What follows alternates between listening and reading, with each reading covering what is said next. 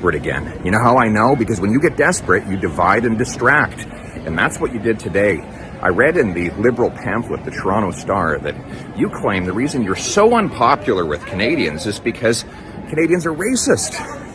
This from a guy who dressed up in racist costumes so many times, he can't even remember them all. Really, Justin, you can't remember how many times you dressed up in racist costumes? This from a guy who fired the first Indigenous female Attorney General. Why?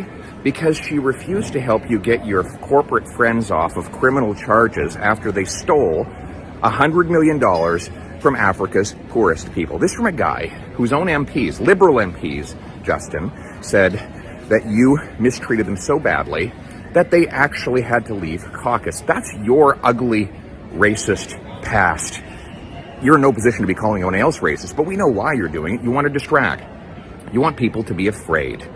Because if people are afraid of their neighbor, they might forget that they can't afford their rent.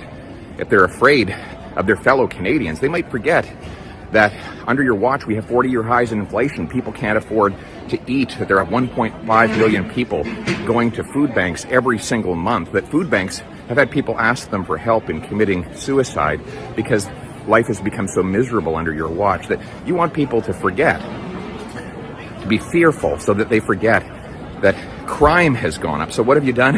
You've tried to make people afraid of hunters by saying that it's Indigenous and rural people who are hunting that are causing all of the inner city crime and not the many repeat violent offenders that you're releasing into the street. You want people to be afraid so that they forget that this is the chaos. This is the chaos we have at our airports. By the way, Justin, I'm able to record this message right now because my flight is late. Of course it's late. Flights are always late since you became Prime Minister. The federal government is responsible for air transportation. Yes, that's you, my friend. And you don't want people to remember that you have failed in all of these areas. So you divide to distract. Well, we're not going to let you do that anymore. We're going to point out that these failings are your failings. They're not the failings of the Canadian people. In fact, the Canadian people want us to turn the hurt you've caused into the hope that they need. And that is what I am going to do.